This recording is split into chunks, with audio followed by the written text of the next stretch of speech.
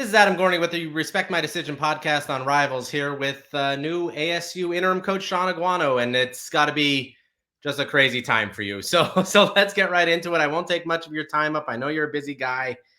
What's the last week been like for you, Shaun? Absolute chaos and craziness.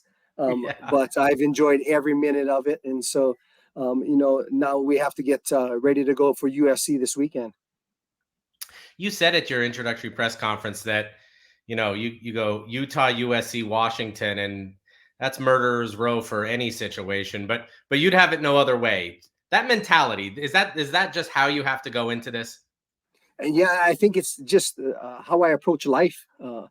It's the what's next mentality. And I love all the challenges and those challenges make you better. And so I want to make sure that even when I was a head coach at Chandler High School, I wanted to challenge the best in the country Yeah. every year. And so that's the challenge that I put upon myself, and I bet on myself and our team, and I would have it any other way. Uh, what's your day like now? Some coaches keep insane hours, some have more reasonable hours. What is like your normal wake up time, get to the office, leave the office, and drive home time? I'm an early riser. I'm a 4:15 in the morning riser. I get to the office about 5:10 or so. I have about an hour and 15-minute workout, 5 minute steam, and then we have our coaches staff meeting at 7 o'clock. And so from then on, it's just a practice, watch, evaluating practice, dealing with all the external things that come with being a head coach. And then I probably get home about 10:30, 11 at night. Wow. It must be nice for your wife.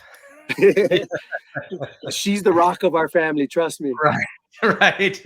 I wish I had an hour workout in the morning. I tell my wife I do that, but I just sit on the phone and talk. So, um, what was it like Saturday night for you to just run out with the team and be the coach, be the guy in charge of not only just a position group, but now the entire team? It was an exhilarating experience for me, and an emotional one. Just knowing that the kids depend on you and the coaching staff, and they're looking at you. 115 eyes are waiting for their next assignment, per se, Yeah. and waiting for you to motivate them, and seeing how your reactions are on the field at the game time. And so, um, there's a lot of kids, and I call them kids because they're still kids that depend on you, and I want to make sure that I am the best role model for them. You said when you got the job, you went home and you and your wife at the same time said, "Oh crap." That Oh crap, was good. Oh crap, nicely bad. said. That was nicely said, Adam. Yeah. Right. What was that moment like? Just like, wow, this is real now, you know? We both look at ourselves, and you know we both said together, "Oh crap," and then we talked a little bit about it. And then my wife reminded me that the kids need you more than anything, especially from a transition standpoint. And she's the tough one. She's been a teacher for 25 years, and she teaches English. So she's dealt with kids, and she was a special education teacher prior to that. So she has experience too. That next morning at 4:15, I was rolling out of bed. She was there. You better suck it up and get going. But she is the rock, and I'm so appreciative of her. And then she has to raise our four kids and Yeah. be the rock for that family. So I got a good one, Adam.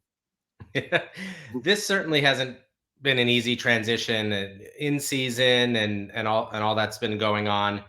How have you dealt it with the kids? What was kind of the message to those guys? Beyond you have 24 hours to grieve and you have to move on here. You have basically a whole season ahead of you. Absolutely. The first thing was just to make sure that they knew that I loved them and I cared for them. That was the biggest part of it.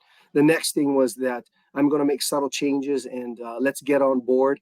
And I'm going to do everything I can to have your back in everything we do, but understand that there's going to be an accountability level as well. But I don't think there's a secret to success in winning, especially with kids, and making sure that you care for them, you listen to them, especially at this age, and then you Yeah. try to inspire them. And that's kind of the motto that our coaching staff and myself have taken, and the kids have responded pretty well. What are some of those changes? It seems like maybe a little more physical at practice, maybe more getting after it. What is it for you that feel like you need to put your little imprint on the program? I think the intensity at practice, like you said, the physicality at practice, the running and transitions.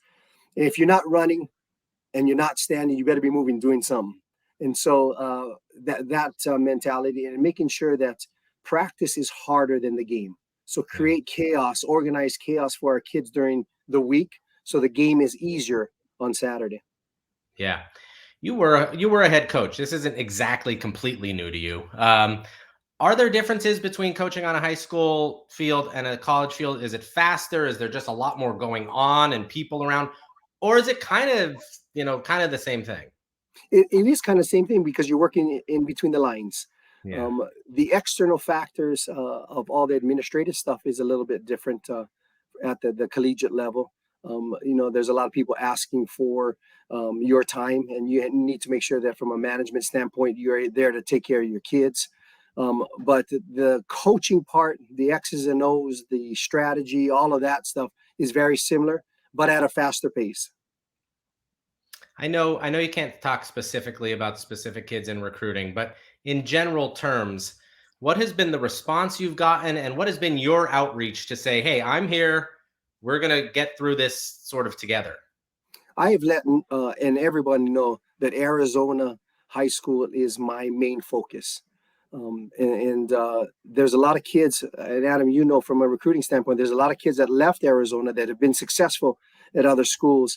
And they left my school at Chandler when I was there, and were successful. So I want to make sure that that is our main focus.